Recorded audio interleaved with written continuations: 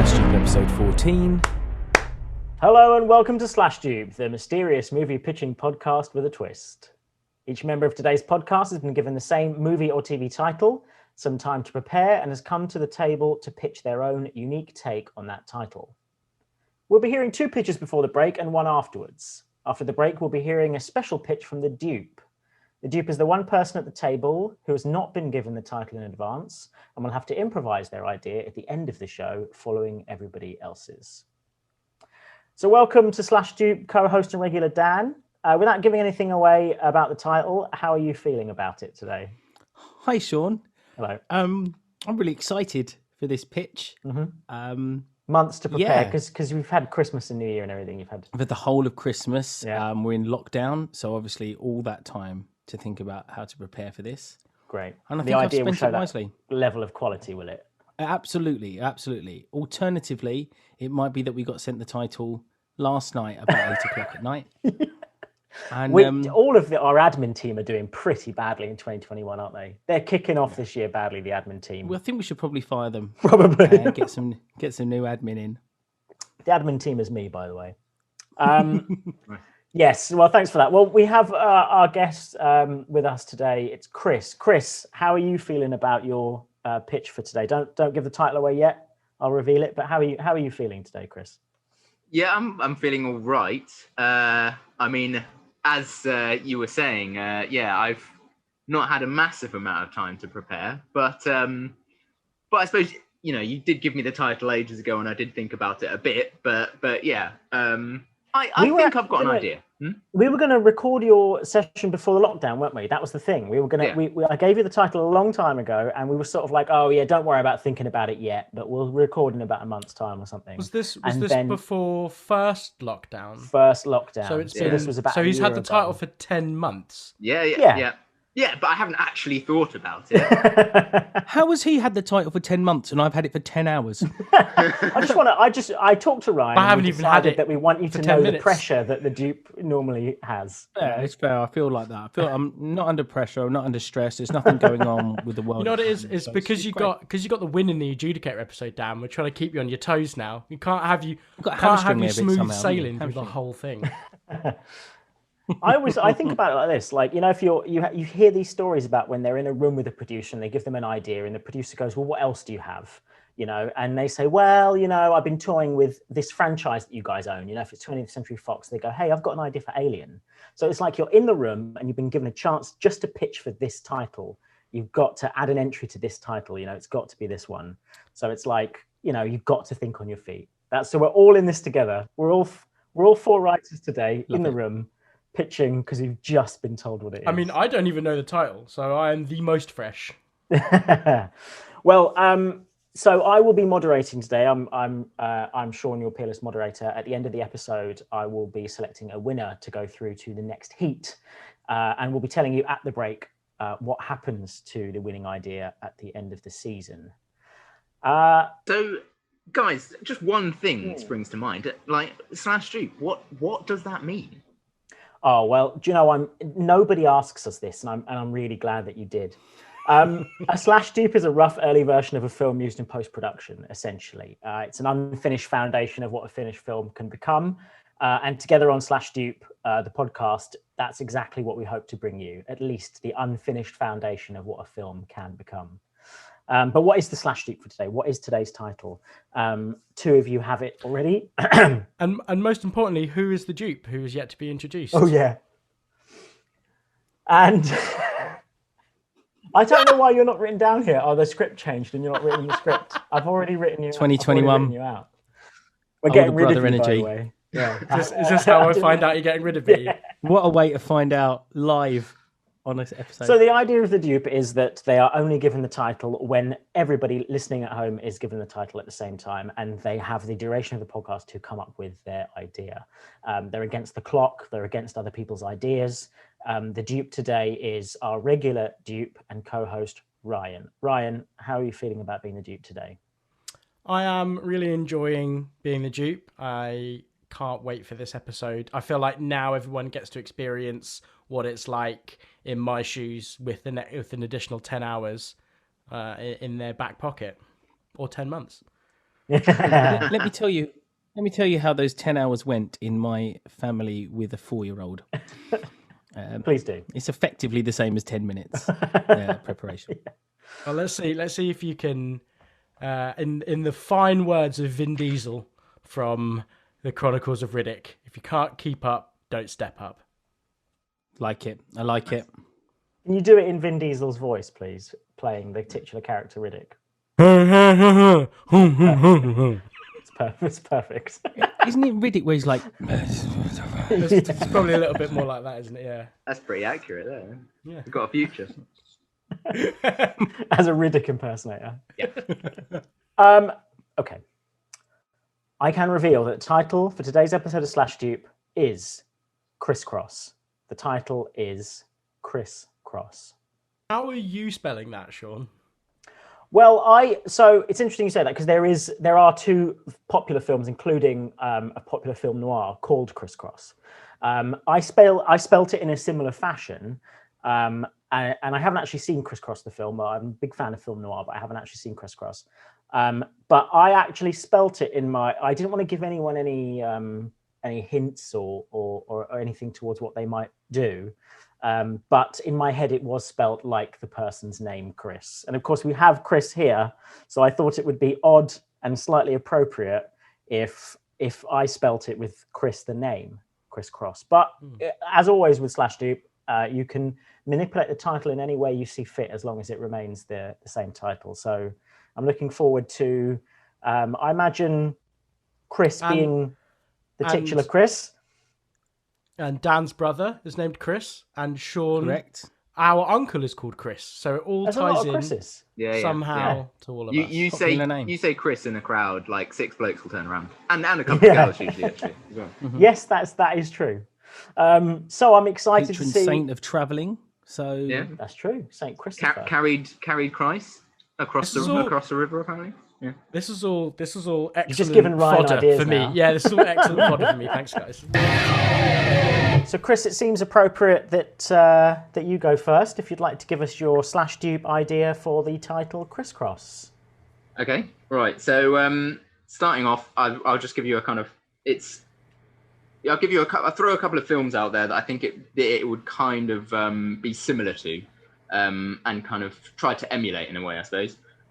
So first of all, kind of trading places. So there'll be something because it's going to be two people looking to change their lives, switch places, and it's going to be kind of a rags and riches kind of story. So like trading places, prince and pauper kind of story. And it's also going to be kind of a bit similar to I don't know if you've seen the film The Holiday. Kind of classic rom-com kind of thing. Yeah, modern classic rom-com. Yeah, Christmas film as well. Yeah, exactly. Yeah, this is exactly why I thought of it. I watched it over Christmas, so yeah. And it's, I suppose, kind of similar in a way to Schitt's Creek. I don't know if you. I love Schitt's Creek. Yeah. I'm only on season 2. All right. Well, I did the entire thing in a month. It's only like 20 minutes a piece, aren't they? Sorry, carry on. Yeah, no worries. They're really easy to kind of just devour, binge watch. Yeah, devour. Yeah. Exactly. Right. So that kind of gives you a kind of idea of what you should have in your head there. Okay.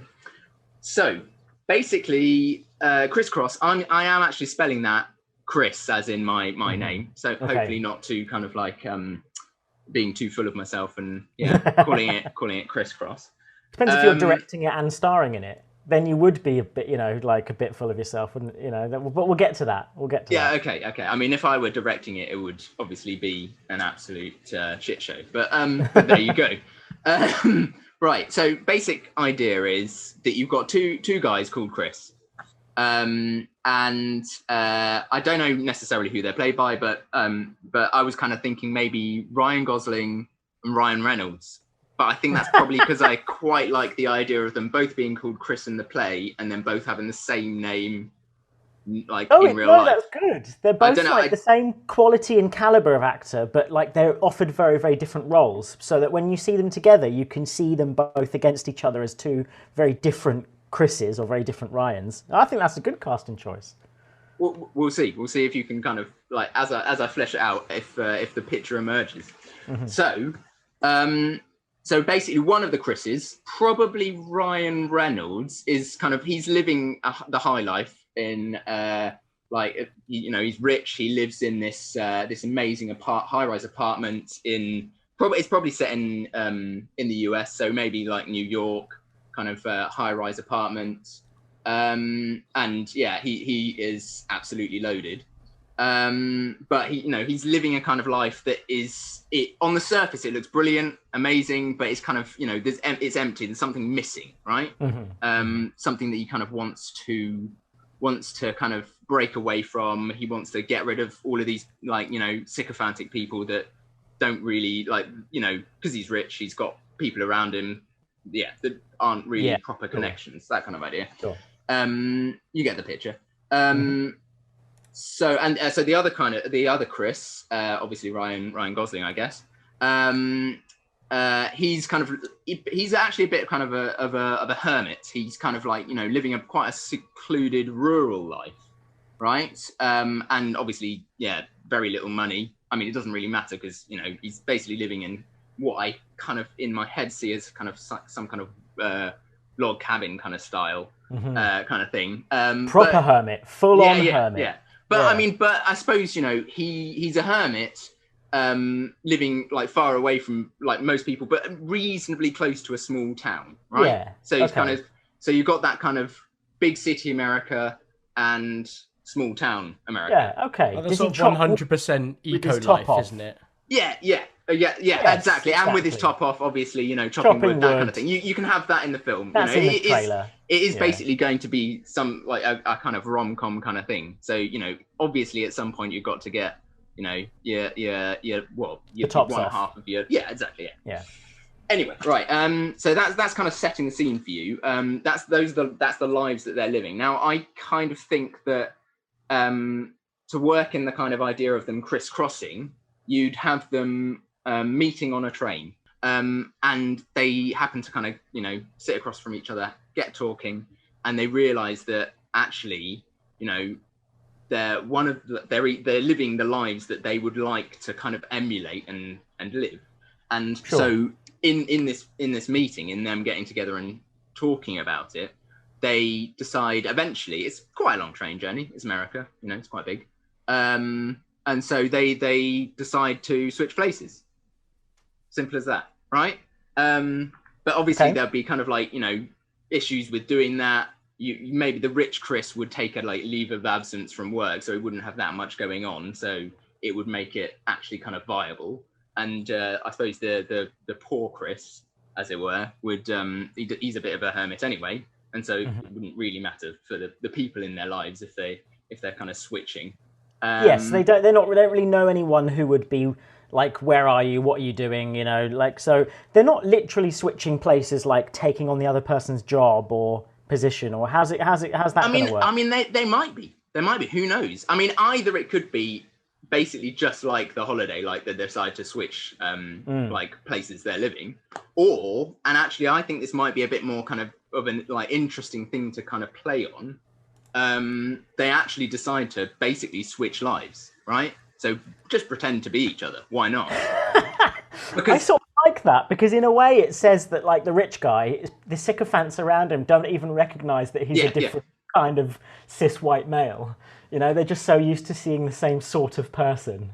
I sort of like that. That's the part that intrigues me. If you did this film, can I just say very quickly, I don't want to interrupt your pitch, but there's a film called Certified Copy that's a really fantastic film. I think it's by an Iranian director, I'm happy to be corrected, and it's set in France. And an older man and a woman meet each other, and they go through Paris on this journey together. And as they go, they've never met each other before. Their conversations start to shift as if this is the holiday they've been taking after 40 years of marriage. And then by the end of it, they have a big fight as a married couple, and they separate. Something like that. I mean, there's much more to it than just the start and the end. And I like that the metaphors that are laced in there and the conversations, it never says to you, yes, they're married. No, they're not. This is a metaphor. Like, they don't explain it at all. It's just one of these films that shifts from one thing to another to examine the human condition. So I like that if you're going for that, I'm on board with never explaining to anyone around them that they are just two different people. Does that make sense? Yeah, and I think that actually that way would be, it would give the possibility for a bit more comedy, and it's a rom-com, so you want to have that kind of element of and I suppose actually later on it might lead to kind of issues around they're going to get discovered, blah blah blah, that kind of thing. Right, so that's kind of setting the scene and the basic idea of them kind of switching places. Yeah, and the rich Chris, I suppose, would basically, his entire life is just built around work. He's built up a kind of, maybe he's got a business empire or something like that that he's kind of built up, but basically that's all he's done. Yeah, there's not more. There's no more depth to the life he is living. Yeah. Sure. Okay, so that's kind of like sets the scene, deals with what kind of the reasons that they're doing this. The initial swap. And so and I suppose what you could have is they do the kind of swap, and what you would actually have is like, and you could maybe use this as a bit of exposition, bit of kind of explaining things that need to be explained, maybe. But you'd have them kind of talking on the phone a lot, like they're like, so how do you, I don't know, turn on the oven or something like that, or whatever you need to kind of do, and you could basically just having them having like conversations to each other, and that could be work as a the rom-com is between the two of them. No. Well, so you're saying they fall in love with each other? It could be. And then they share both worlds. Yeah. And they also they swap every week between being each other as well. So the pressure's off of being a big CEO. I mean, yeah, week on, week off. That would be amazing, wouldn't it? I mean, you're skipping to the end, guys. Come on, what's going on? Oh my God! Sorry, we're blowing the ending. Sorry, carry on, Chris. Carry on. So you could have them. It could be a modern romance, sure. I mean, it could be a kind of classic romance. But basically, you could work in your like romance however you want. But yeah. I do quite like that idea, actually. So maybe I'll run with that. We'll give it to another writer. We'll let them write that ending. You can decide which one you prefer. Sure. And you can. We need to storyboard it a bit, get some feel for how it works, and we've got to work out, if we want like just bums on seats, classic or bums in romantic faces. comedy, or bums in faces. Yeah, exactly. Yeah. Not sure whether we'll cut that bit out, but.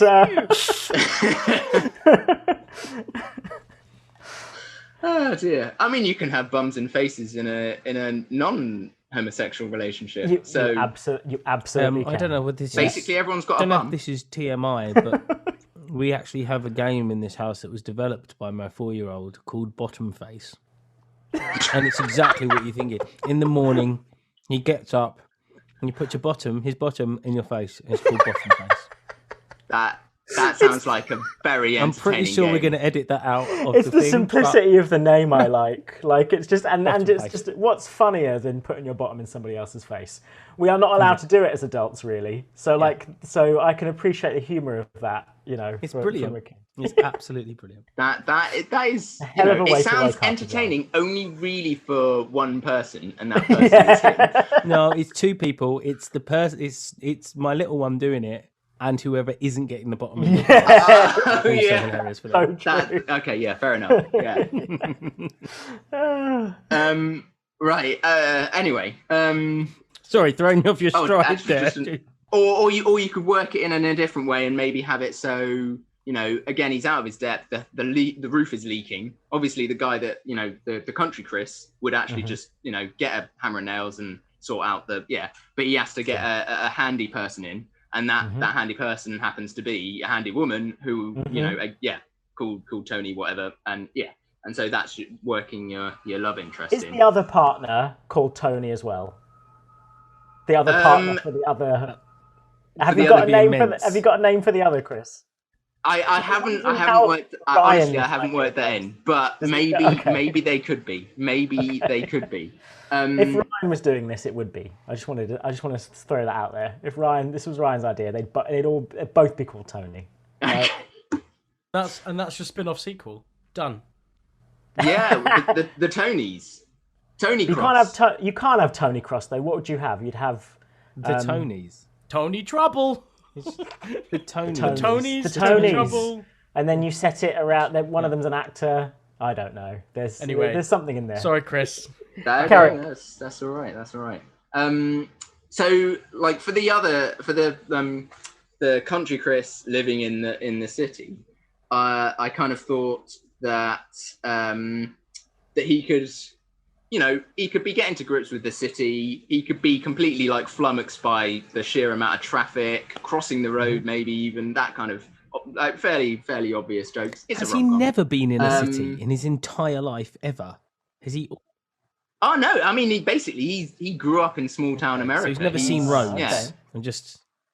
Well, he's seen roads, but he's just like the sheer volume of the traffic. He's grown up in that near that town that you see in every superhero movie. No. They want to destroy a small town in the middle of a desert. They all seem to have like one small town in the middle of a desert, like in Thor or in Man of Steel, and it's only got one road in and one road out, and maybe one road across, so you can get to the barber shop or whatever. So he's only grown up near one of these places, right? So I'm all about towns and cities, right? I've lived in them, grown up in them, right? When I went to China, crossing the road there is a whole different story because because like we're used to like waiting, the lights, and then you get your time to cross. It is not like that out there. So yes, I've lived in cities and roads, but like I was frightened because there are people just walking and they've got like that confidence.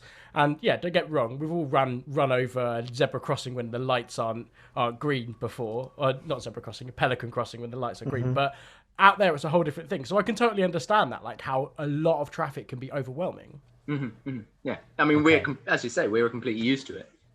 Also, I'm just going to drop in that I also visited China, and I kind of thought that Beijing was going to be like London, and I was like, oh yeah, we can walk. It'll take a bit of time, but we can walk. And it was just like, no, like Beijing is like 5 Londons stuck together.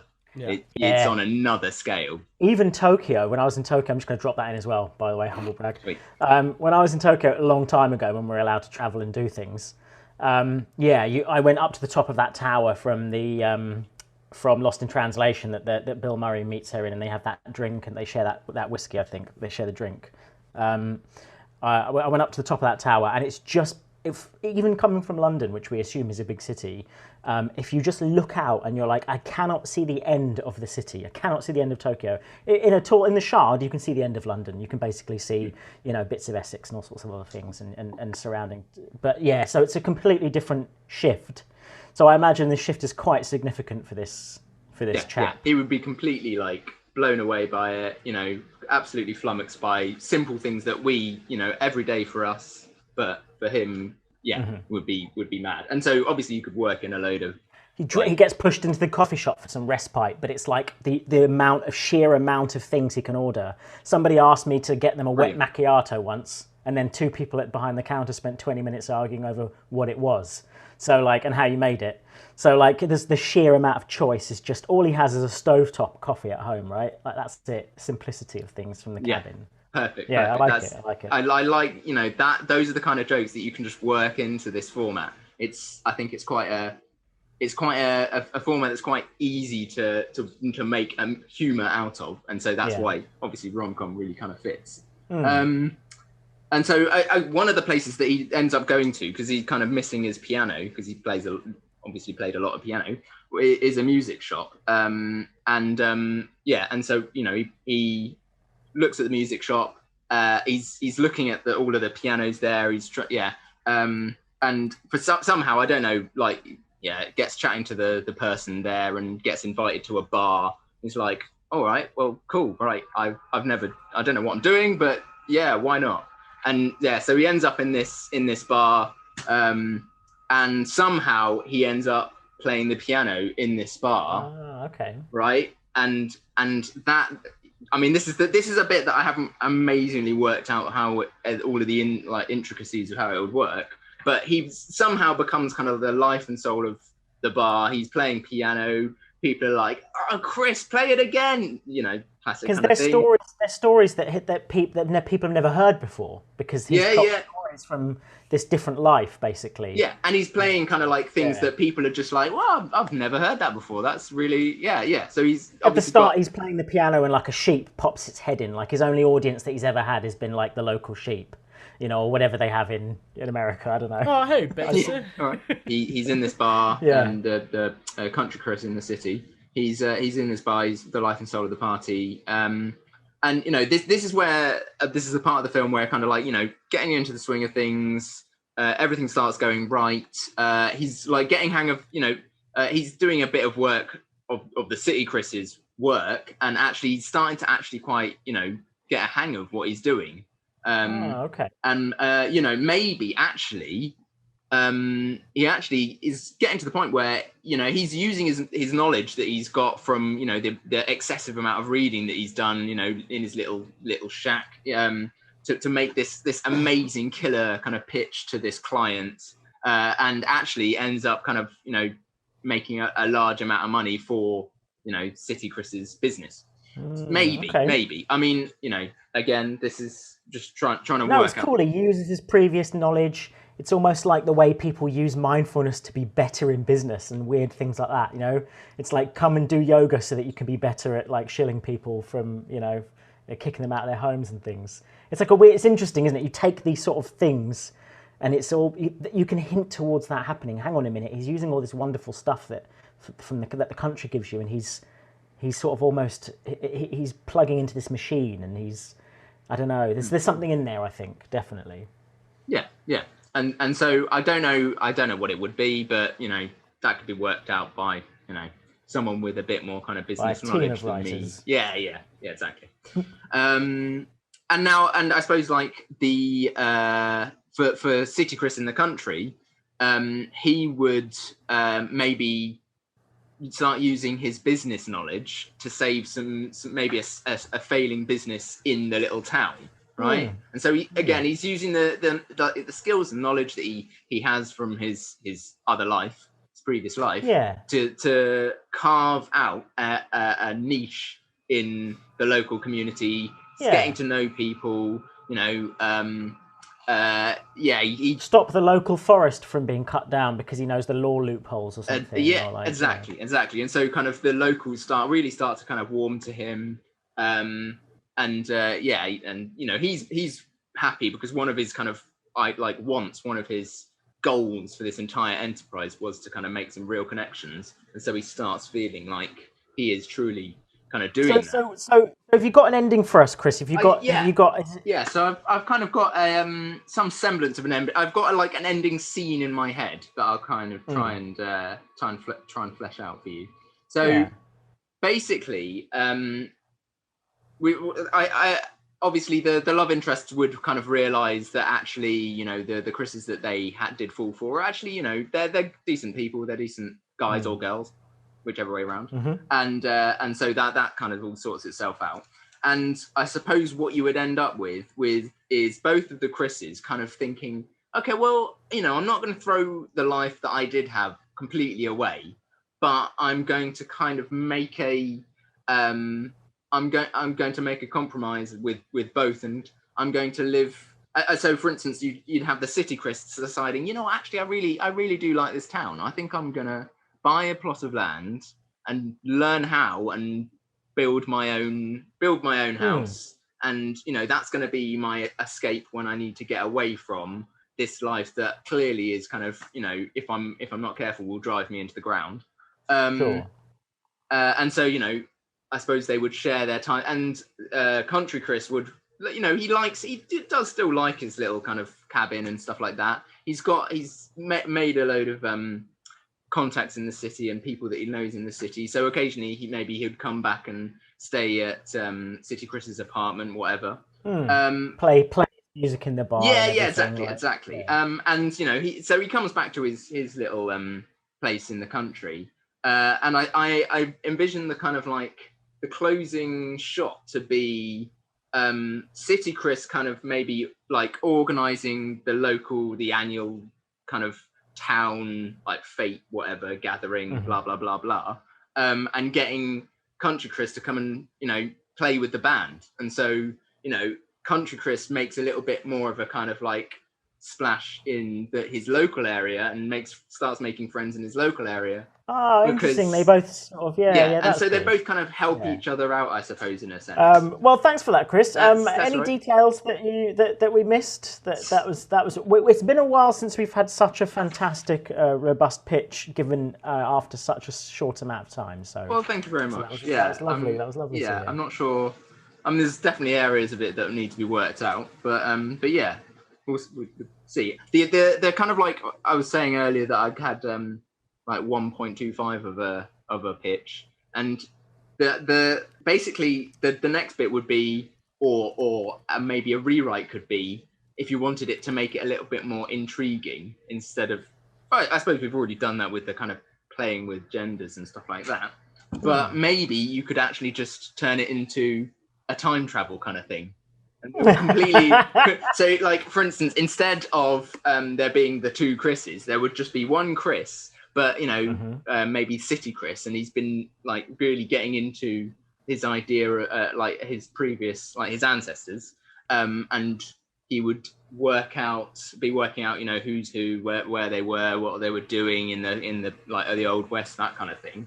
He takes a train to visit maybe the small town that one of his ancestors lived in, and goes through a tunnel and suddenly ends up back in ye olde West times. Oh, what's going on? So he's crossed. Yeah, and I suppose that would have all of the or a lot of the similar elements in that initially he would be completely out of his depth. He wouldn't know what the hell's going on. But he'd start to enjoy life there, but also be kind of searching how can I get back. There'll be a lot of him getting on the train and going through that tunnel again, being like, what's going on? Why? Part of me thinks that this is the idea you preferred, but that it was too much work to come up with it in 12 hours or whatever it was. Well, it's the idea that I had like halfway through doing the previous idea, and I was like, there's no way that I can manage to bring like that out. But yeah, it would again, it would have loads of the same ideas, and it would be a basic rom-com, but with the element of weird time travel.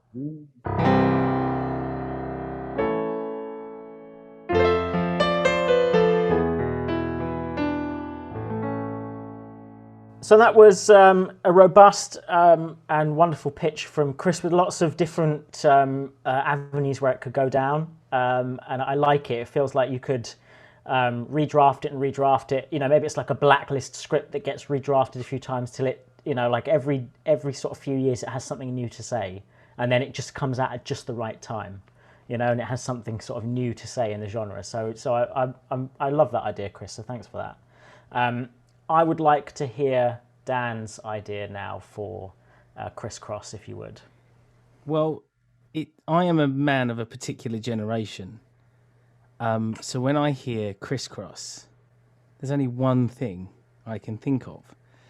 So you are now looking forward to the new film documentary of Criss-Cross, the story of Criss-Cross, the hip-hop duo of Chris McDaddy Kelly and Chris Daddy Mac Smith.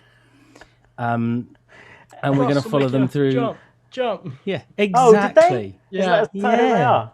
Yeah, that's exactly who Criss-Cross are.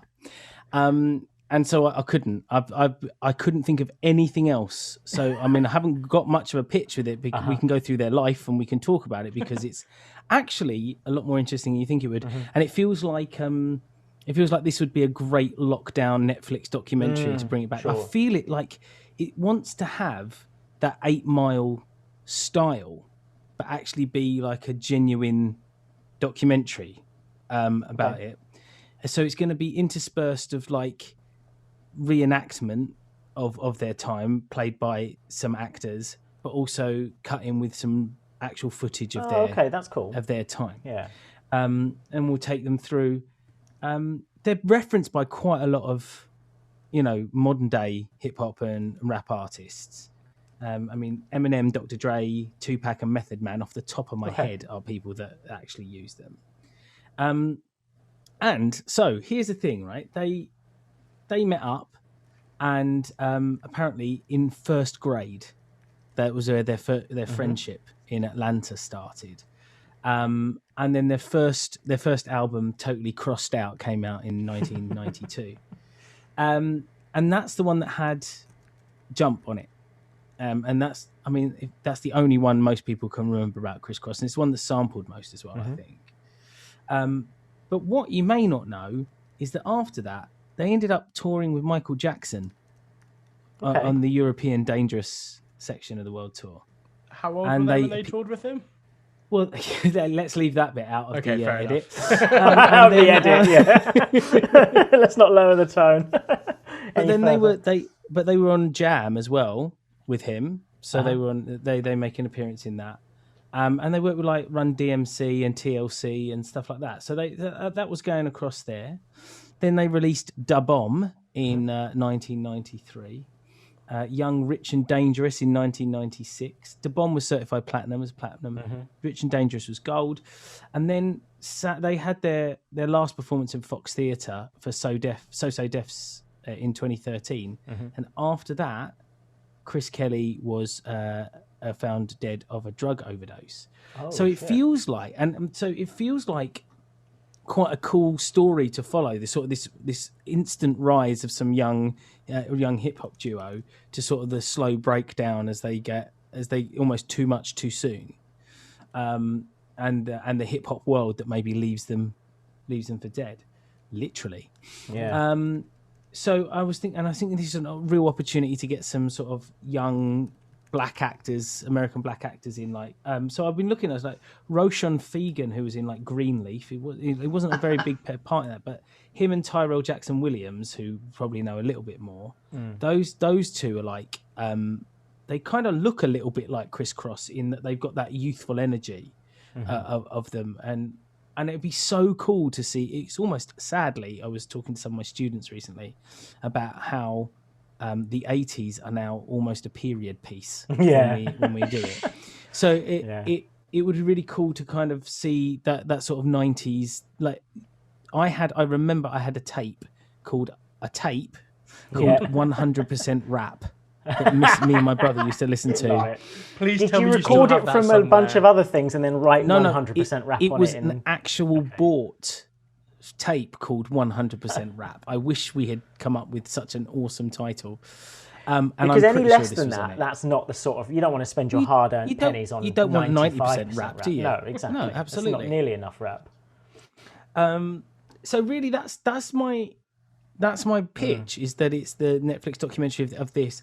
It feels like it. I mean, especially in lockdown, we're seeing less and less cinema releases anyway. Yeah. But it definitely feels like this is one of those that they'd sell hard. It would have a really good trailer, do you know what I mean? And it would be lots of flashing lights. Cool. I am reminded of the Straight Outta Compton. I think it's called Straight Outta Compton, the NWA film, because what these films are able to do is they're able to propel young actors, and obviously particularly young actors of colour, but like a lot of the marketing and a lot of the push is around them, the younger versions of the actors. Yeah. So it had one of the kids from The Get Down, which is, I think, is quite underrated. I'm not going to sell it to anyone. No one has to rush out and watch The Get Down, but it is a fascinating piece on Netflix, and I don't think enough people saw it for what it was trying to do. But it has one of the kids from that, and he's fantastic. And a couple of other actors from that. They sort of become.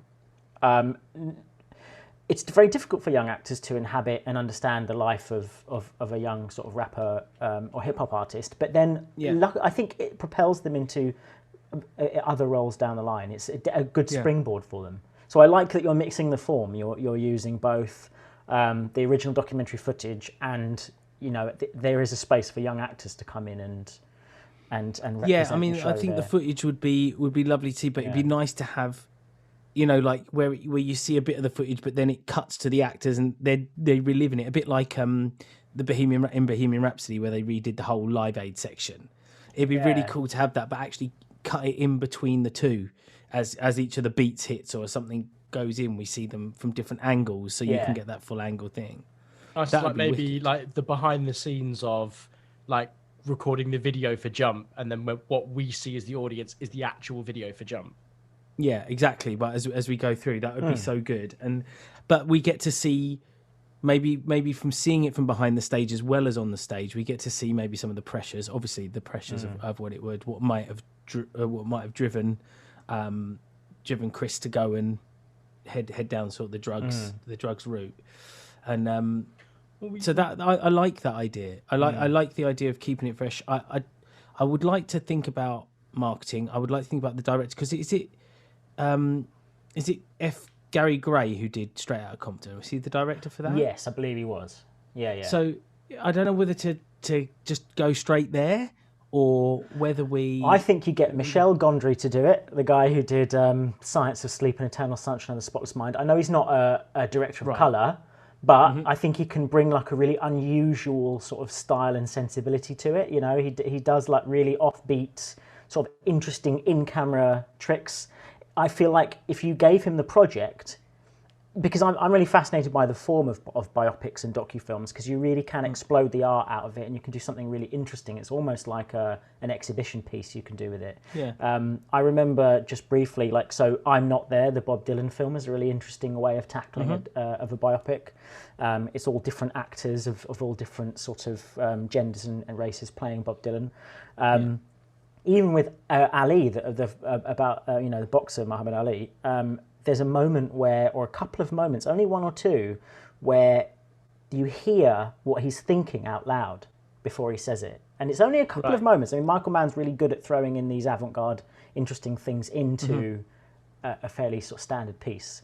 So if you give it to a director that's, I don't know what you were thinking, Dan, but if you give it to a director that has a sort of really different view of the world, which I think, loosely, tenuously, you can connect that to the idea of rap and hip hop, and it had to really do something different with the tools it had at the time. It was really necessary. Well, it's the MTV generation as well, so it'd be really interesting to have someone that kind of understood that MTV, you know, sort of the video killed the radio star stuff. Do you know what I mean? And like have that new bright aesthetic, which would be cool. Because I remember that we watched Bohemian Rhapsody a few years ago. Or was it 2 years ago maybe? I can't remember when it was released. And then we watched Rocket Man. Like, it must have been about 6 months later or whatever. And we were fully expecting Rocket Man to be like another... Bohemian Rhapsody was just like a slightly comedic version, right? And then we watched the first 5 minutes of Rocket Man and we're like, what the is going on here? Like, this is what is going on? And then sort of 45 minutes in, you're like, I buy this. Like, I totally get what's going on. Like, it makes a lot of sense.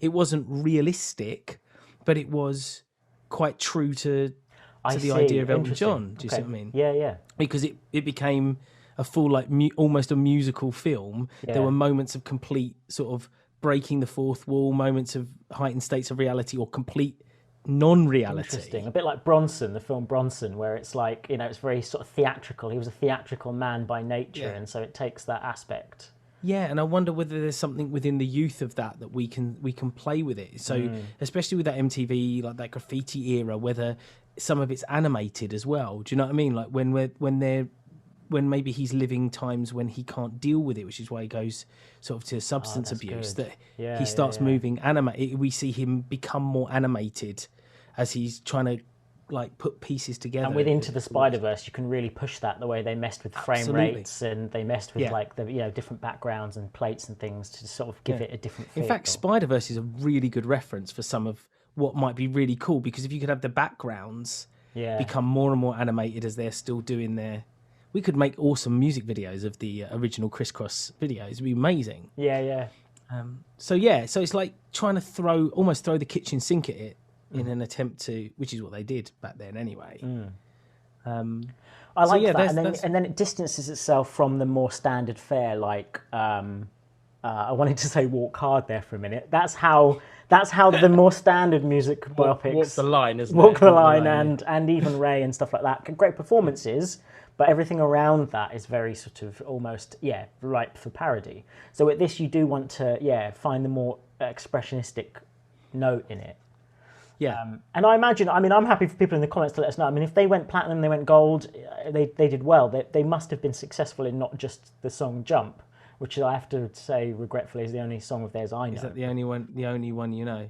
So they must have others on their catalogue that are. Oh, they had like Warm It Up, didn't they? You're not young, But by I the think way, that was on the Ryan. same. I That hate was to probably break on the it to you. same. That was probably on the same thing.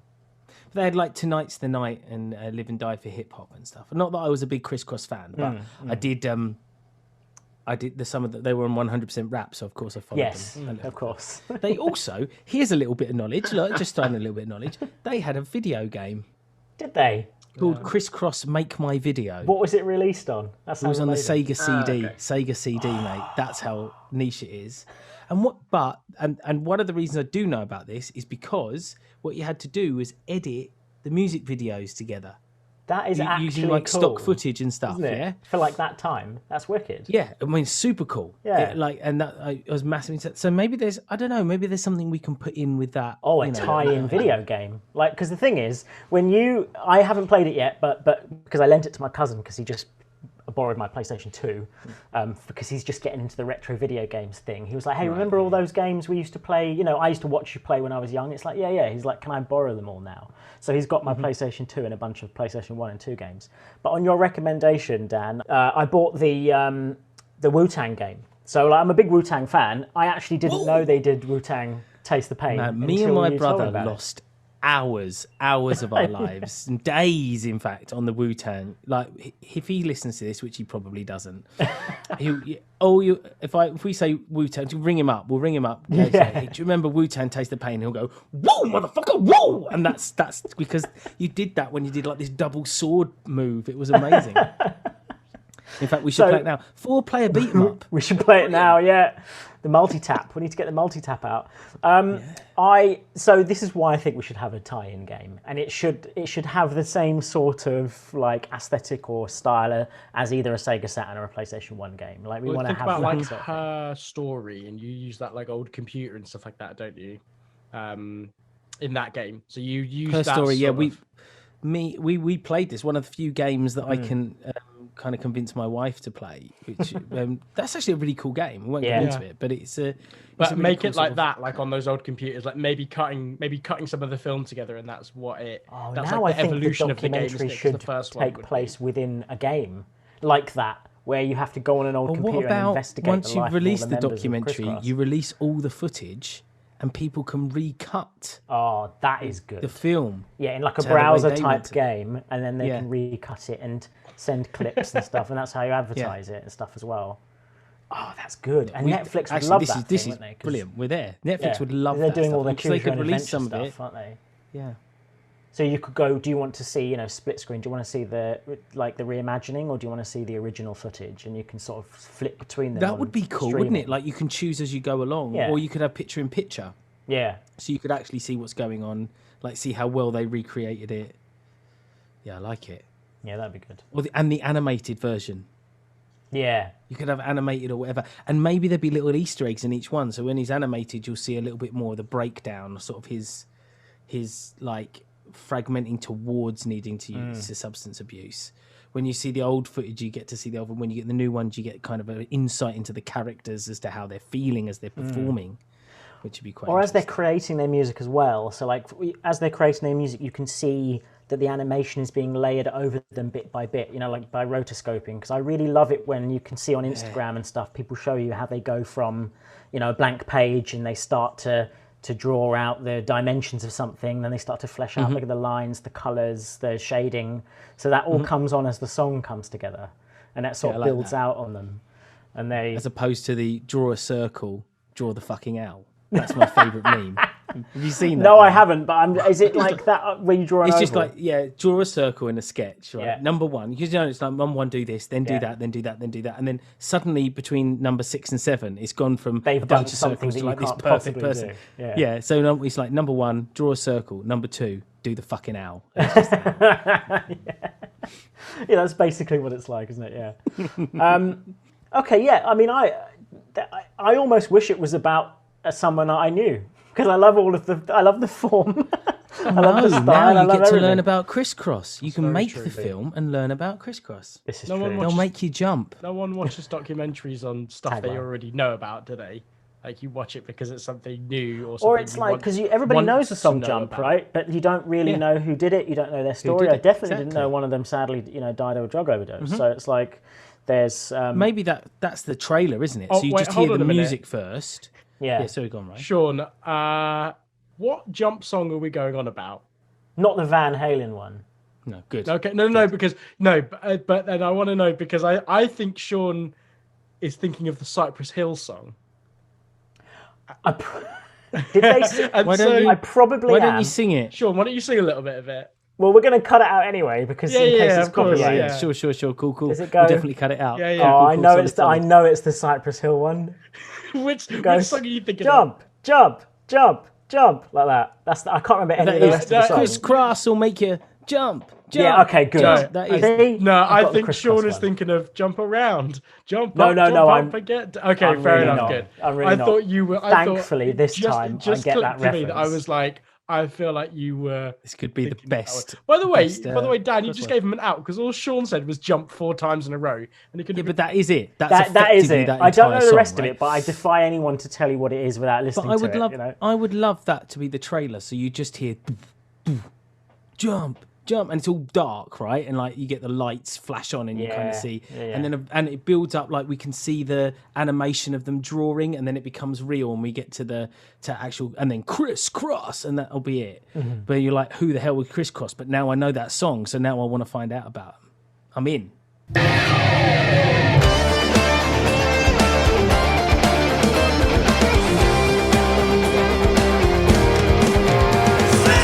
Ryan, if you would, as the dupe, please give us your idea for Criss-Cross. Thank you very much. I wrote down a whole bunch of ideas. A couple of them, I'll throw them out on the cutting room floor. I'm a lover of esports, so some kind of like rollerball meets Logan's Run about a guy called Criss-Cross, which is like the best at this kind of sport thing.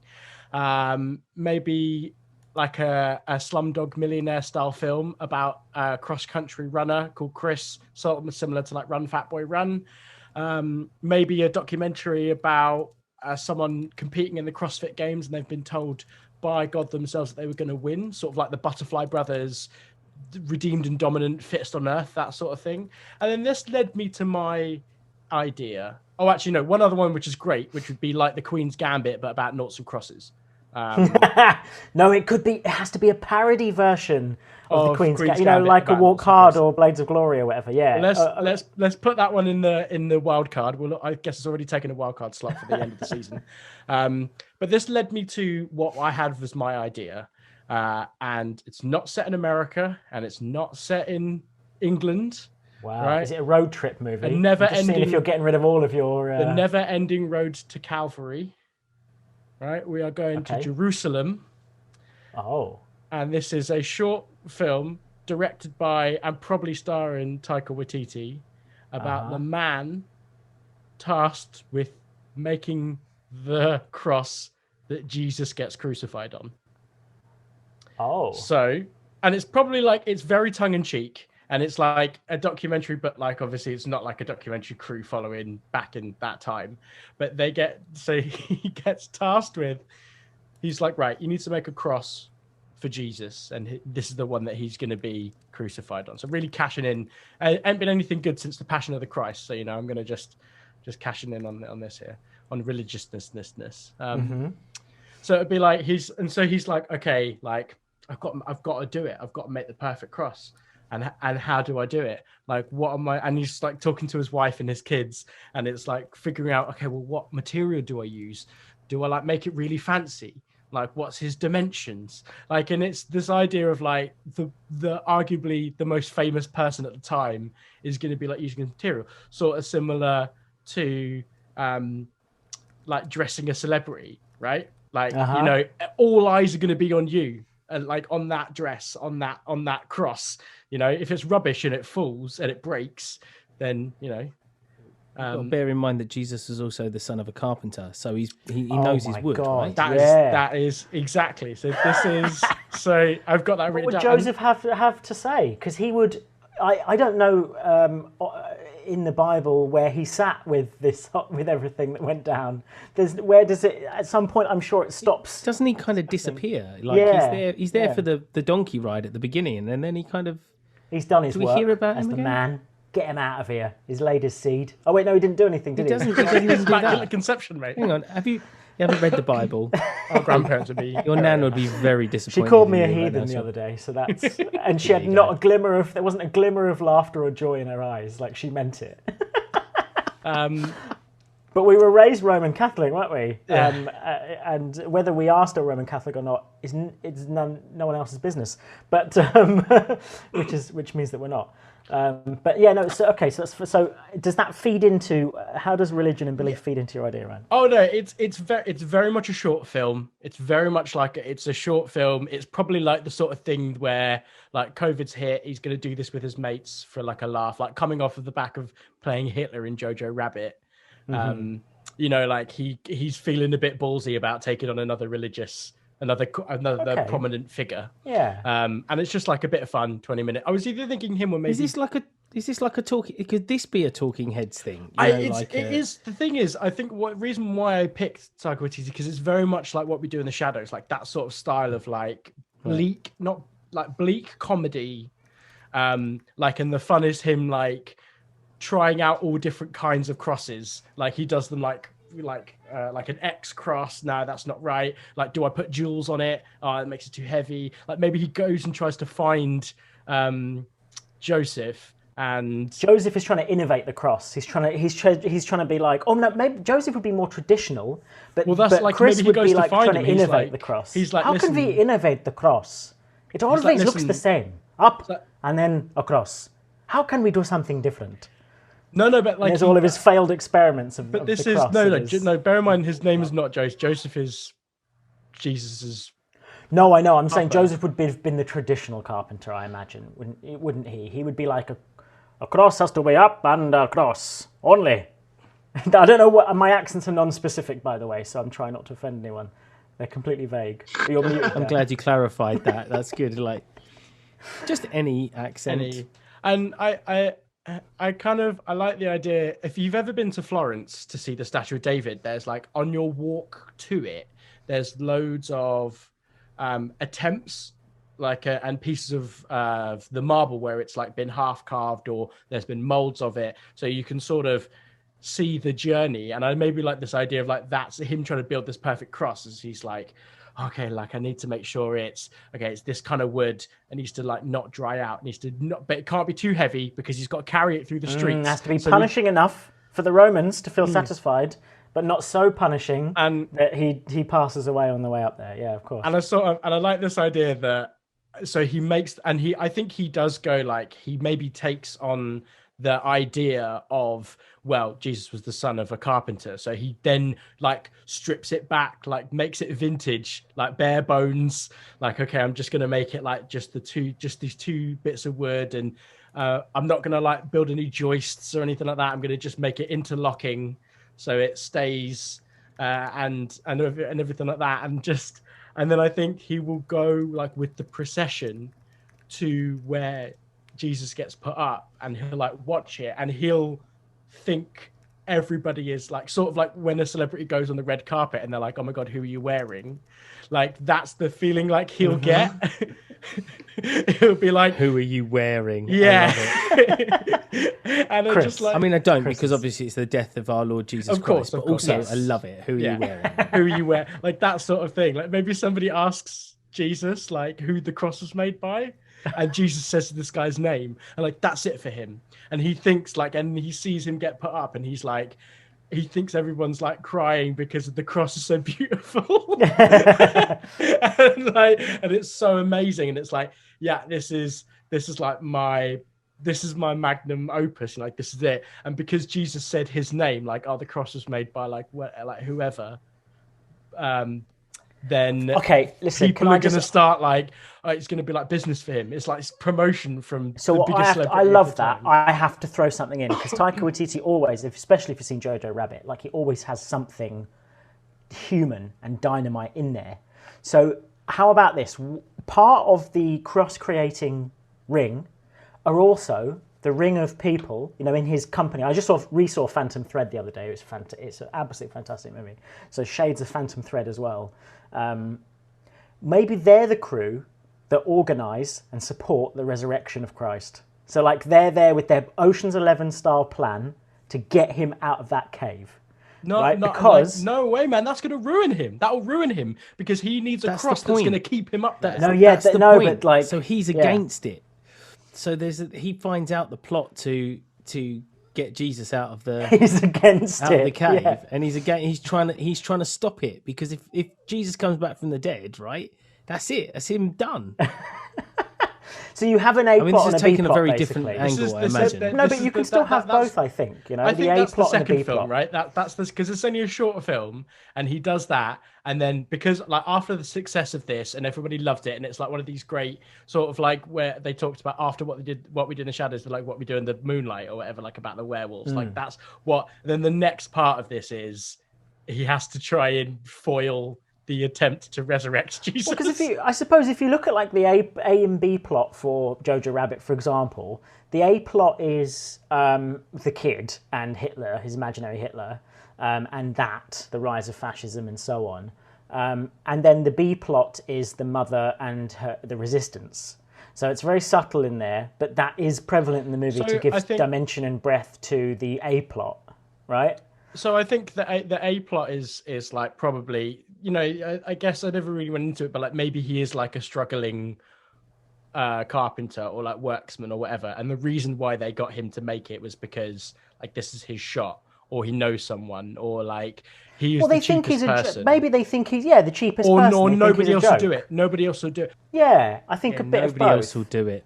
I like that. You can get some, because Taika Waititi, he doesn't just make silly films. He really doesn't. There's always something in there. So that's a really good point to have discussion within there about the current ideas on religion, right? Between Jesus and the carpenter. Like, why did you get picked? Well, because I'm a Muslim, and no self-respecting Jew would make a cross to hang their Lord and Savior.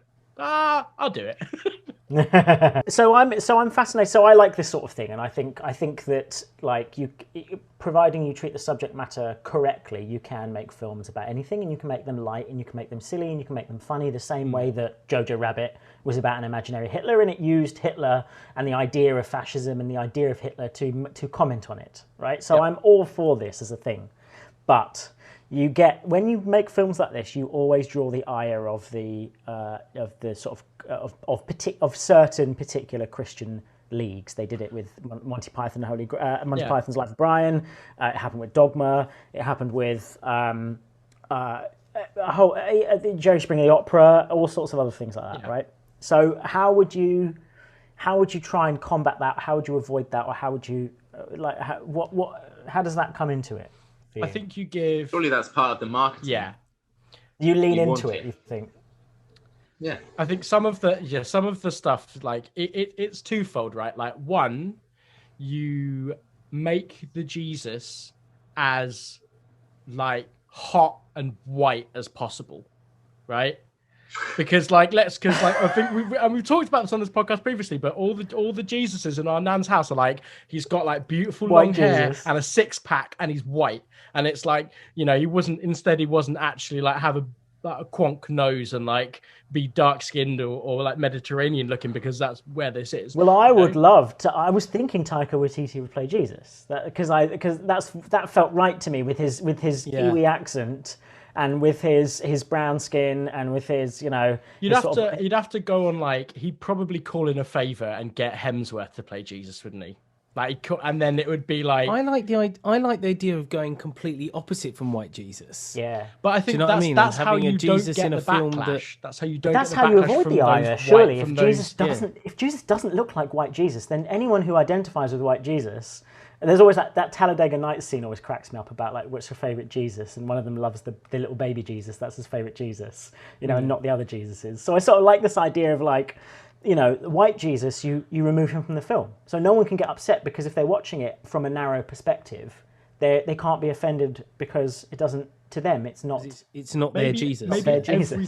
every time he has a conversation, like when he goes to get Jesus' measurements and then speaks to him, it's a different actor. It's a white Jesus, it's a black Jesus. I like that. Good. That's so better. then it always That's keeps really it, good. you know, like you said earlier, Sean, with the Bob Dylan film, you know, like they're all playing the same character with different actors. I mean, because then it's obviously, each different person's interpretation Kate of Blanchett what... would play Jesus at one point. She's course, absolutely of born course. for the role. ScarJo Dynamite, could probably wouldn't play Jesus as well, couldn't she? She can play She anything, plays so. most other ethnicities, and doesn't she? I think, and maybe I like that because, you know, Jesus was the Son of God and was made in our own image. So, of course, in everyone's image. And that's, Yeah, again, absolutely. That's how the marketing, and then you put on the poster, you put everybody. It's like this person's this person, and then this person, this person, this person, this person, this person, this person. It's like a Where's as Wally Jesus. of like Where's Jesus, and it's like all of them look like Jesus, so no one can be upset because if they go, oh, I'm upset because that's my Jesus there.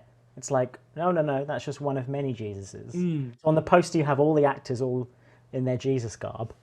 There you go. You know, We are saying the name Jesus so many times, it's starting to make no sense. we can say Jesus if you like. Yeah, we can go back to the. You know, like when you say original, toast too often and you can't, it loses all sense. This is my pitch for Taika Kriss-Kross. plays who? He plays the carpenter. cross maker. He plays the sort of carpenter. slightly He plays the camp, Muslim slightly carpenter. sort of- yeah. Plays the Muslim carpenter that is being commissioned to create the cross for Jesus to be crucified on, and it's his opportunity to like break into the crucifixion market, right? Because if he nails, no pun intended, if he nails this one, That's going to be in the tagline, then isn't it? Everybody He's is going to nail nail it. He's Right? going to nail it. He's got to nail it. And then And the marketing looks trash on purpose, right? It looks like like a life less ordinary, or it looks like a crappy sort of like rom-com sort of like a bad one. It looks like a dodgy sort of seen it all before poster. And I love this idea of like him standing there like a bit far away from the crowd at the end, and then just like crying because he sees, and like the sun is like beaming on the cross and it looks beautiful, and all these people are crying, and he's like, I did it. I created. They're so, look at how emotional they all are, at how beautiful that cross is. So like, because every again, actor that plays Jesus should be Christian of some denomination, right? That's the thing. So that they can, they channel within the dialogue. Even it maybe has, because you have this sort of documentary style or sort of verite style filmmaking. It's very conversational, and they can channel their thoughts and feelings about their own religions and the birth of their religion through Mark the character as Wahlberg. well. Mark Wahlberg.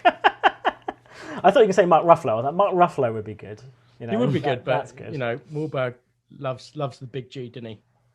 Yeah, he does. And that's Yeah. what's so fascinating about religion as well. It captures people from so many different walks of life.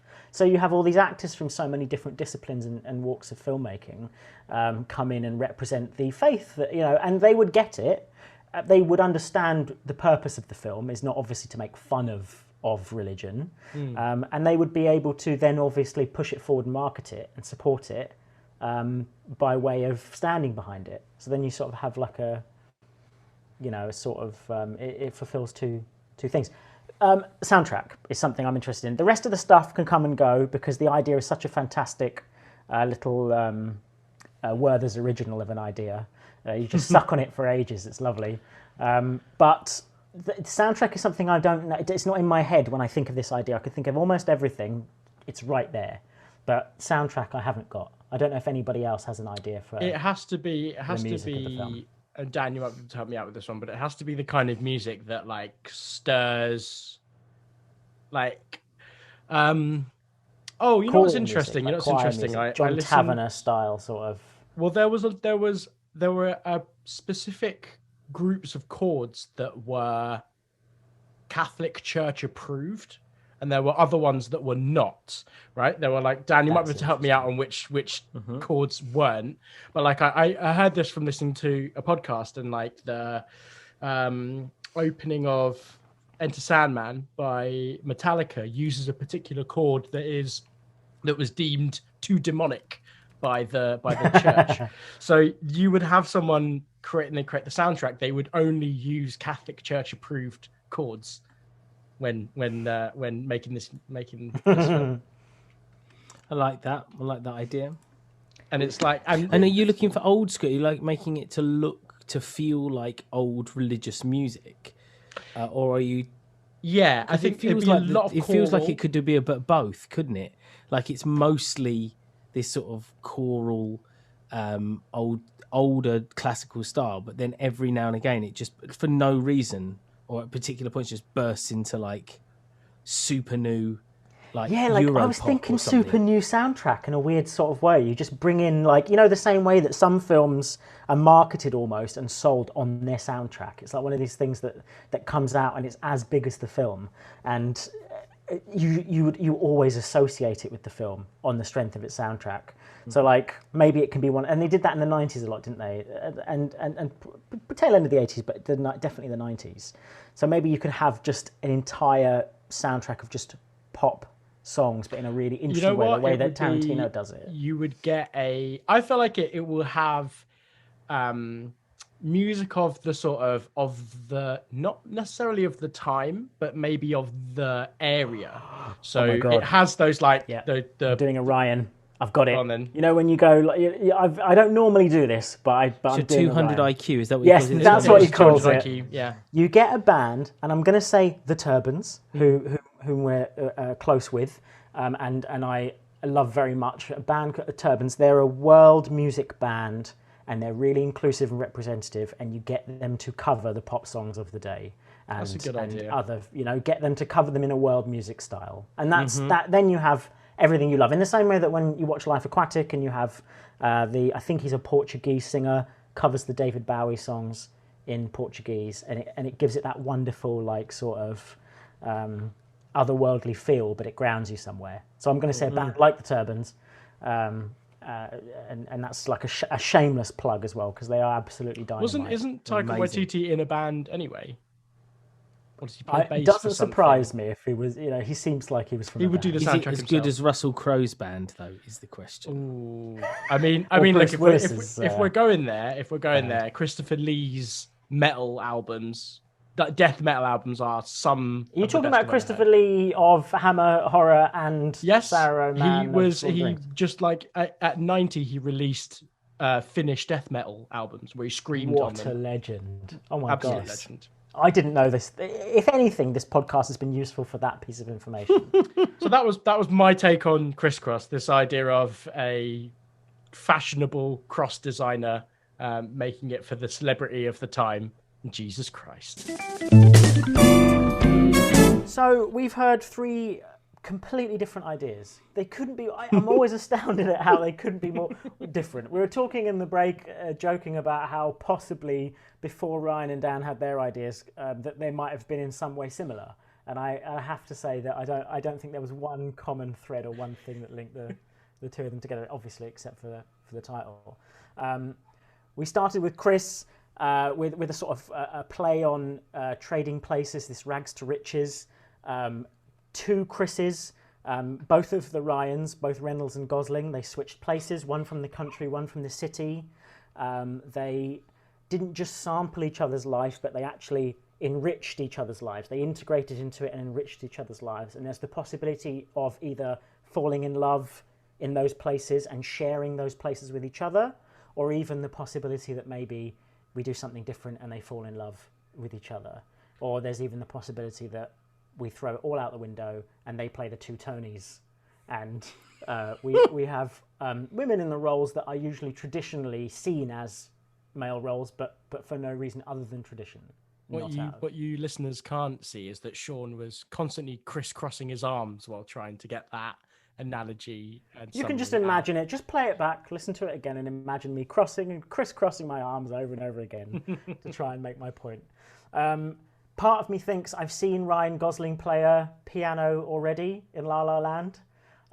So it's either a good thing or a bad thing. We might have to change it to a different instrument. I don't know. Who knows? As the producer in me goes, can he be playing something else? Saxophone, maybe. Saxophone, double bass. Yeah. Who knows? Who knows? Could just be singing. Could be singing. You can, or something. Who knows? Then we had a sort of docu-film that played with the very form. The hip hop artist Criss-Kross. It had them animated. It had them live action footage of their behind the scenes of their concerts, merged, criss-crossed, if you will, with young actors, springboarding. You've just young made actors it of better. colour. That was good, wasn't it? That was good. Yeah. It might win because of that now. Who knows? In a way that is like, it has this real spirit to it. It's playful with the idea of creating music maybe in a time or a place of tension. And I massively enjoyed the idea of merging all these different styles and tones to tell a story that I have not yet seen or heard. And then we had the Dupe's idea, we had Ryan's idea. I've written down the creator of the cross for Jesus. So that's essentially what it is in a nutshell. But Taika Waititi writes, directs, and stars as the cross maker, Kriss the cross maker, who, down on his luck and on hard times, takes up the very difficult challenge, the mantle of creating the very cross that Jesus himself will be crucified on. Something that will have happened. Okay, if this happened, somebody did create the cross that Jesus was nailed to. So I think it's a really fascinating sort of way of, it's like Ryan framed it as like a post-COVID explosion of creativity of film. I remember like Dr. Horrible was made by the Whedons when it was during the writer's strike. So there's a place for these sort of explosions of creativity. It's bold but respectful. It's in keeping with Taika Waititi's style. I sort of love this Office documentary style sort of way of doing it, which is a really interesting way of doing a sort of period piece in that part of the world. And representations of Jesus and as a religious figure across the world varies quite a lot, and I think it would actually be a really genuine homage to the Christian ideals and the ideals of Jesus to represent him as so many of these different actors. So I'm also reminded of the film Risen, which I saw fairly recently, which wasn't as good as the premise, but the premise is it's the two Romans. It's sort of like a Roman general and his sidekick that are sent in to investigate the echoes of the knowledge that Jesus has risen from the dead, and they have to go and investigate, almost like a CSI type sort of thing. So there is a place for these religious films that take the more of a historical note, and I'm very happy that this, like Jojo Rabbit, can use comedy as a sort of way of examining this. My just briefly before I select which one goes through. I just had an idea. It would definitely, the trailer would be like, Kriss the cross maker has to make a cross for Christ. That is terrible. You've just made it. You collapsed it now. That would be like losing position. That, like, I recently saw like the Mandalorian, but a 90s TV trailer where they like put the grain on it, and then like you'd have to do that. Yeah, and that's what the Kriss the Crossmaker Cross the Christ thing was. Nothing to do with my pitch. That's fan made. That's fan made content. Later on down the line. Don't let that sway your decision. I wouldn't. I mean, it's definitely, all three are better than my idea, which is it would just be a guy called Chris who gets very cross. So I think that in a similar vein to Falling Down with Michael Douglas, it's just like a film about a guy called Chris who just is incredibly mad, and he just gets madder and madder and madder. I don't know what happens at the end. Maybe he just meditates and it goes away. Maybe it's aneurysm, maybe.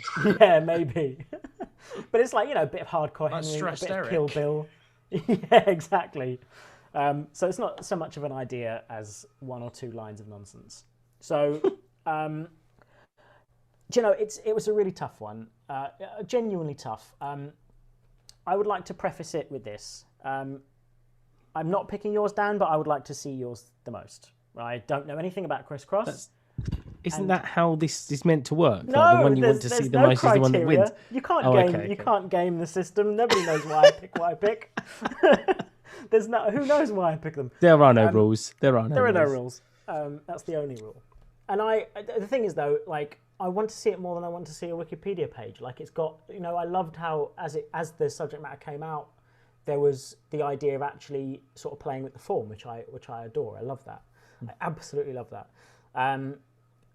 Chris, is what I would love to do is, I'm not selecting yours, but I am going to ask you to come back, if you would, and pitch us your time travel idea for Criss-Cross. Think about it. as if I've said we'll greenlight it if you can work science fiction into it. You know, it's a big Back to the Future 4 just came out, and we need to have a competing film that has your idea. You know, in the same way that they take like Die Hard was based on a previous script about some hackers or something. You know, and they worked John McClane in there. It's like I'd love for you to come back and give us the pitch that we can see. Oh, it has its echoes in your Criss-Cross, but actually. You know, it comes at it from. I know you're a massive science fiction fan, and you're very particular about your science fiction as well. And you have lots of sort of rules, and there are certain things that govern your enjoyment of science fiction. So I would love to unpack that with you. If you would come back, we'll do a special where we have, B-side ideas or ideas that didn't get a chance to be fleshed out. I would love it. If would you do that, Chris? For us? Yeah. Come back happy to do that. I mean, to be honest, that's the idea that I found the most interesting, but I just couldn't work out in the time.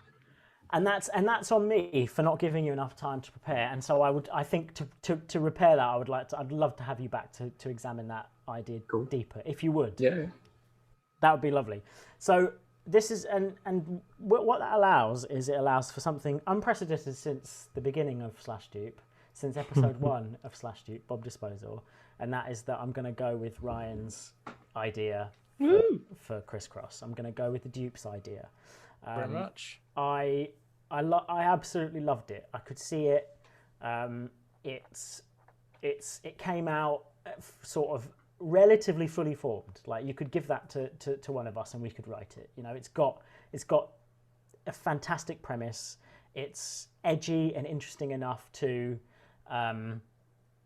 be something of note, right? And that's what you want, whether it stirs up controversy or whether it has something important to say about religion. I remember when Kingdom of Heaven came out and people kicked off about it being anti-Muslim, which of course it isn't. It's in fact, it's the complete opposite. In many ways, it's anti-Christian, but of course it's not. But it's very much like deals with belief and religion and all sorts of topics and all sorts of things like that. So it's always going to engender the ire of someone, but as Jojo Rabbit did when it was touted to come out, people go, "You can't make a Hitler comedy."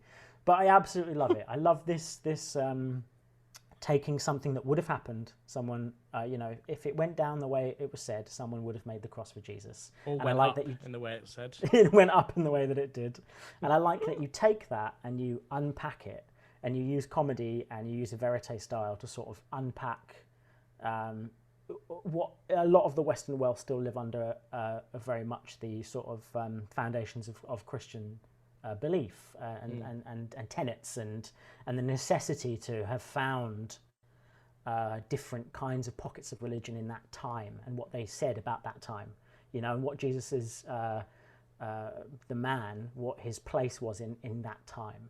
And I think you can genuinely do that whilst also making it silly and whilst also making it funny. And whilst as I said, it would be, it's like the celebrity of the time wearing his cross, right? That's it. I mean, Jesus unquestionably was, is one of the earliest celebrities that we know about. One of them. There are certainly others, but you could very much consider him a celebrity. So yeah, I think that's So I hope the rest of you aren't too upset. I feel like mortally. Hashtag Dan was robbed. I spent that is definitely a hashtag Dan was robbed. After I spent so much time on it. Hashtag Ryan. Ryan does it again. Ryan did it again. Ryan's done it twice, and suddenly he's all up his own. All right, Dan, I love you've won a hell of a lot more than that. Yeah, I have. Just remember that. Just remember who's won, Ryan. I know. That's right. Who's got one in the final? Oh, that'll be me. Yeah, just checking. Yeah. But you paid this people is good because usually it's me and Ryan arguing, because we're brothers. Yeah. But no, this is nice. That's the thing I've always got going against me, like being the younger brother to Sean primarily and Dan sort of auxiliary. And auxiliary. And I've always got that uphill. So that means that when I get chosen, it means that what I have pitched has been so good that it transcends the prejudice of brotherhood, and it is just excellent content. We're both feeling sorry for you and just gave you the win. so. No, don't, Dan. You're such a bastard. Such a bastard. Just crippling poor Ryan's win. I gave such. That was such like a perfect This is not way of your. putting This it. is not your Departed. This is not your sympathy Oscar. This is not. Although I love the Departed, it was and it was Oscar worthy. This is not your Frozen Fish. Do you remember when there's? It was beautiful, Ryan. No, I'm taking the mic. Ryan, I'm bringing- Don't bring up that story. Ryan thought he caught a fish. They took a picture of it. He had it on his wall, and then about 10 years later, Longer whatever than it that. was, Mum told us one day in a fit of honesty that it was a frozen fish that they placed in the stream on his hook, so that he believed. I had that he string. caught I something. had a garden cane with string wrapped around it and a paper clip. Yes, so he was never And this going to win. was, this was, and this was our auntie and uncle's house up in Cheshire. Cheshire, yeah. And Cheshire, sorry, and they had a stream next to it. And I was a very hyperactive kid, right? I was a very, very hyperactive kid. So to have me sit down for like 2 hours and not do anything was like, God, and Dan, you know, having a 4-year-old, like how much that is worth. Yeah. And so, yeah, I sat there for hours in the garden trying to catch a fish. And so to sort of bribe you to keep doing it, to give you the win, to keep you going. They gave you a win, woke so up- I you keep woke doing up, something. yeah. Okay, cool. I woke up, yeah. Oh, wait. Ouch. Oh, my I promise you. I Oh, promise Ryan, you, I'm being horrible. this is not what I'm being doing. horrible. I It's secretly been a long hope week. it doesn't go through because it's going to be an incredibly tenuous and difficult trailer to. Look, I'm Well, how growing my do we hair get- out. I'll play Jesus, all right? Okay, cool. I also just want to say, George Leonard. You can find him on YouTube. He's got a show called Jesus and Squad, which is I'm reminded of. We're gonna. He's coming up at this series on the podcast, so listen out for that. This Heat, he's going to come out.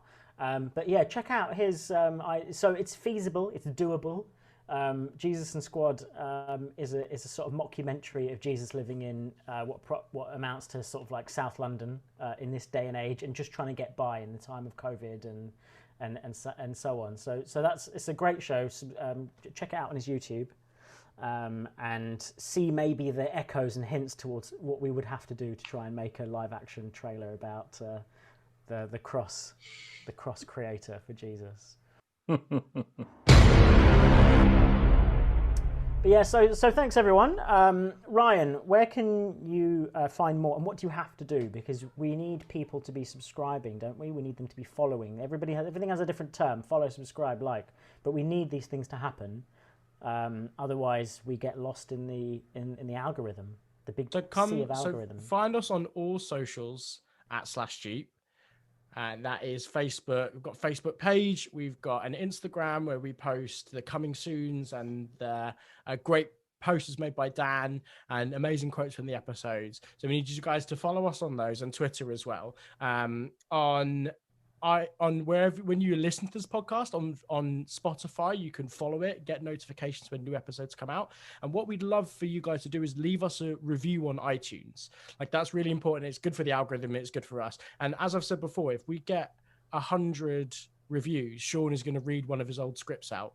Oh my god, did we say that? You did say that, yeah. Oh, let's do that. So I think Please get to mine 100. actually. It was either 300. It's like 350 pages long. And I bound it. I got it printed. No. It wasn't do- that one. I think we'll it do was This Train It's Terminates. the shorter version. I think it was your actual version okay. of This Train Terminates. All right. That you've written down. If we get 100 reviews, I thought you were talking about Zombies Man. no, Zombies Man is Zombies Man, a exclamation mark. 1,000 reviews. If we get 1,000, Then we'll do a live script reading. Actually, of how many Zombies Man if pages? we How many get- pages? 350 pages. 350. We'll do it in 3 parts. If maybe. we get 350 reviews on iTunes, doesn't Hell, if matter we get what star they 350 are. subscribers. We'll do part one. We'll do We'll do part We'll one. do Zombies Man, but 100 reviews, and we'll do one of Sean's scripts. Yeah, it will be horrendous and hilarious. Yeah. I'll be in the hot seat for once. So it just leaves me to thank our guest, Chris. Chris, did you have a good time today? Yeah, it's very entertaining. Haven't done a podcast before, so it's interesting to. You did very well. We were very entertained by your idea. Oh, thanks. Yes, we loved your idea. It didn't win, though. Yeah, no, but, obviously not. Well done. It's all right. That's Dan. Dan is used to it, so he can. I'm speak used on to it, it, give so the authority on it's not winning. casual, it's normal, it's just every day. Dan was robbed. But, You can have Dan and Chris were was robbed. robbed. Dan and today. Chris Yeah, were I'm robbed. sure. Chris was robbed. Bring back Criss-Cross. But no, we'll definitely have you back if you're up for coming back, Chris. Yeah, at some We'd point. love to have you on and on an episode where you can maybe flesh out a science fiction idea. I reckon. I think that'd be exciting. Yeah. And Ryan and Dan, thank you again for your ideas and your time. Thank you, Sean. Did you guys have a good time? I did have a good time until Dan cut me down to size. So yeah. Well, listen. Let's. Can't let you get too big for your boots, Ryan. It was too good a pitch. I don't want you pumping them out every time. I'll have no chance. How do you feel, Ryan? I know you're stunned, clearly, thinking that you Yeah. would never ever win, and you complain about it at the Well, end of every episode. as I said at the How do end you of the feel? last episode, to make a pun out of this title, I had the perfect Chris pre-pitch, and you guys were cross about it. You had to bring a pun into it, didn't you? Had to ruin You it know with what a pun. happened to your pun last time? You Every know time what you happened pun, to It's it. too late now. He's already won. He can pun as much as he likes. Yeah. It's the thing. It's the thing. Well, thank you both of you. Thank you very much. We'll see you in the next episode. And thank you, Sean, of course, for hosting You don't this say of course like wonderful that. episode. I still like a thank you. Oh, okay, yeah, all right. You don't say, oh, thank you, of course. Yeah. Well, obviously, Of thank course you. we have to thank you. Yeah. Of course, you were so wonderful. That's what I was egging for. That's why I was winking at you. Dan's on sass form tonight. Thank I'm you. not quite Thank sure you, why I'm being so Sean. sassy. Thank you, you're Sean, that for guy. being our peerless moderator. It's my Peerless! No one is as 'cause good as him. No one else is moderating. Well, Peerless! we're talking about within /Dupe. I am a peerless moderator. I have no peer, purely because no one else has done it. So it stands, but not up to scrutiny. If Sean was in court and there was a court of his peers, because he's peerless, he wouldn't get charged for it because no one would can enter. do that. Yeah, No that's how it one works. could do it. So there you go. He has diplomatic immunity.